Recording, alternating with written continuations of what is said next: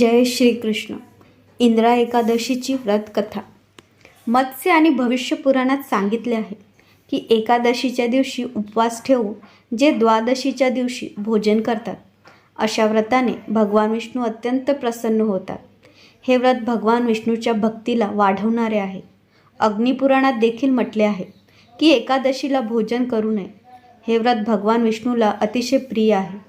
एकादशीच्या दिवशी व्यक्तीने आपला संपूर्ण वेळ भगवान श्रीकृष्णाच्या सेवेत घालवावा आणि अधिकाधिक भक्तिमय सेवा कराव्या. श्री प्रभुपाल म्हणतात की एकादशीचे पालन हे जीवतत्वासाठी आहे, कारण तो भौतिक रोगांनी ग्रस्त आहे. आदर्श एकादशी म्हणजे आपली एकादश इंद्रिये त्यांच्या विषयापासून हटवून श्रीकृष्णाच्या सेवेत लावणे. एकादशीच्या दिवशी पाणी किंवा कोणत्याही प्रकारचे खाद्यपदार्थ न घेता संपूर्ण दिवस व रात्री श्रीकृष्णाच्या सेवेत रममाण राहावे. जसे माळेचा जप वाढविणे, विग्रहांची विशेष सेवा करणे, एकादशी कथा अधिक श्रवण करणे, श्रीमद भागवतातील अध्ययन करणे, भजन कीर्तन करणे, हरिकथा श्रवण करणे आणि वैष्णवांची सेवा करणे. यामुळे भगवान श्रीकृष्ण निश्चितच प्रसन्न होतात आणि जो एकादशीचे पूर्ण निष्ठा आणि नियमपूर्वक पालन करतो त्याला शुद्ध भक्ती प्रदान करतात. अशाच पवित्र एकादशीपैकी एक व्रत म्हणजे अश्विन महिन्याच्या कृष्ण पक्षातील इंदिरा एकादशी. पितृपक्षातील ही एकादशी मनुष्याचे सर्व पाप कर्म नष्ट करते आणि त्याला उच्च आध्यात्मिक फळ प्रदान करते. ही एकादशी पितृपक्षात येते म्हणून या एकादशीचे पालन करणाऱ्या व्यक्तीला पुण्यफळ मिळतेच, परंतु ज्या व्यक्तीचे पूर्वज नरक लोकात पतित झाले असतील त्यांनाही या एकादशीच्या पुण्यफळामुळे मोक्षाची प्राप्ती होऊ शकते. मात्र एकादशीच्या दिवशी कोणत्याही व्यक्तीच्या श्राद्ध क्रिया करणे योग्य नाही. पुराणात म्हटले आहे की एकादशी व्रत नित्य आहे आणि श्राद्ध नैमित्तिक आहे, म्हणून जे नित्य आहे त्याचा उपवास करून श्राद्धाचे अनुष्ठान द्वादशीला करावे. अश्विन महिन्यातील कृष्ण पक्षात येणाऱ्या इंदिरा एकादशीच्या उपलक्षाने आज आपण गर्ग संहितेतील एक पौराणिक कथा ऐकूया. ही कथा वृंदावनाची आहे, जिथे भगवान श्रीकृष्ण आपल्या बाललीलामध्ये मग्न असायचे. आपल्या सुंदर हास्याने आणि खोडकर लीलामुळे त्यांनी सर्व ब्रजवासियांना आपल्या प्रेमाच्या बंधनात बांधले होते. त्यांच्यासाठी श्रीकृष्ण म्हणजे त्यांचा कान्हा होता. कोणी त्यांना पुत्रासारखे प्रेम करत होते तर कोणी त्यांना सखा म्हणून खेळत होते. गोपिकांचे प्रेम मात्र मधुर भावनेत होते आणि त्यांना वाटत होते की कृष्ण त्यांचे पती व्हावेत. पण त्यांना हे देखील ठाऊक होते की राधा राणी श्रीकृष्णावर सर्वाधिक प्रेम करते. एकदा सर्व गोपिकांनी राधा राणीला घेरले आणि त्यांच्याकडे श्रीकृष्णाच्या प्रेमाचे गुप्त तत्त्व जाणून घेण्याची विनंती केली. त्यांनी राधेच्या प्रेमाचे रहस्य विचारले आणि म्हणाले, हे वृषभानू कन्ये, श्रीकृष्णाला प्रसन्न करण्यासाठी आम्हाला एखादे व्रत सांग, ज्यामुळे देवताही प्रसन्न होते. श्रीकृष्ण तुझ्या वशात आहे, म्हणून कृपया आम्हाला काही विधी किंवा उपाय सांग. हे ऐकून श्रीमती राधा राणीने त्यांना उत्तर दिले, श्रीकृष्णाच्या प्रसन्नेसाठी तुम्ही सर्व मिळून एकादशी व्रताचे अनुष्ठान करा. यामुळे श्रीकृष्ण तुमच्यावर कृपा करतील आणि यात काही शंका नाही. हे ऐकल्यावर सर्व गोपिका म्हणाल्या, हे राधिके, तू सर्व ज्ञानाची संपत्ती आहेस. कृपा करून आम्हाला हे सांग की पूर्वी कोणी हे व्रत केले आहे का आणि त्यांना याचे काय फळ मिळाले होते. यावर उत्तर देताना राधा राणी म्हणाल्या, हे गोपिकांनो, सर्वप्रथम देवतांनी आपले हरवलेले राज्य परत मिळवण्यासाठी आणि दैत्याचा नाश करण्यासाठी या व्रताचे पालन केले होते. त्यानंतर राजा वशात होते, ज्यांच्या काही कारणास्तव त्यांच्या पूर्वजांना यमलोकात जावे लागले होते.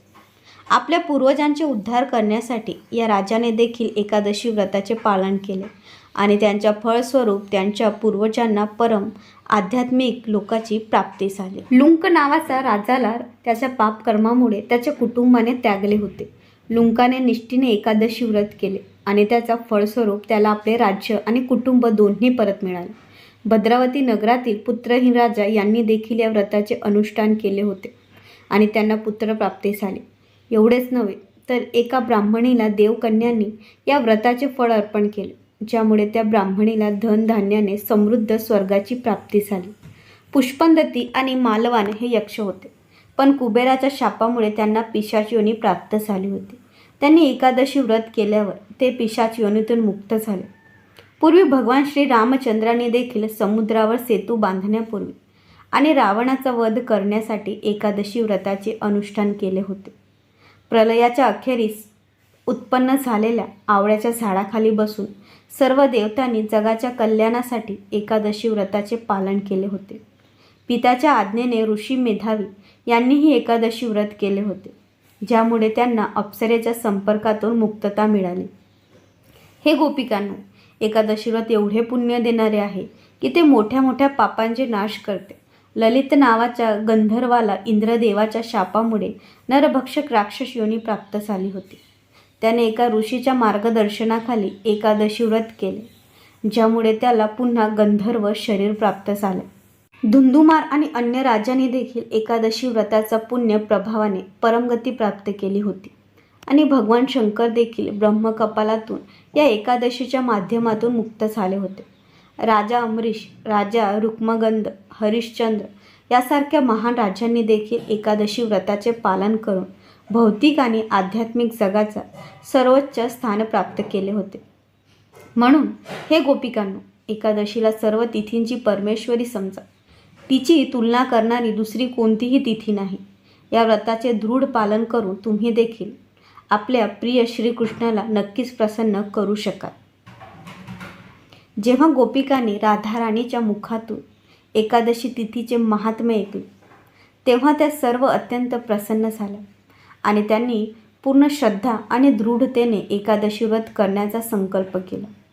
या सर्व गोपिकांनी पूर्ण भक्तिभावाने केलेल्या एकादशी व्रताच्या अनुष्ठानामुळे भगवान श्रीकृष्ण त्यांच्यावर अत्यंत प्रसन्न झाले आणि त्यांची हृदयातील इच्छा पूर्ण करत त्यांनी मार्गशीर्ष महिन्याच्या पौर्णिमेला त्या सर्व गोपिकांसोबत रासनृत्य केले.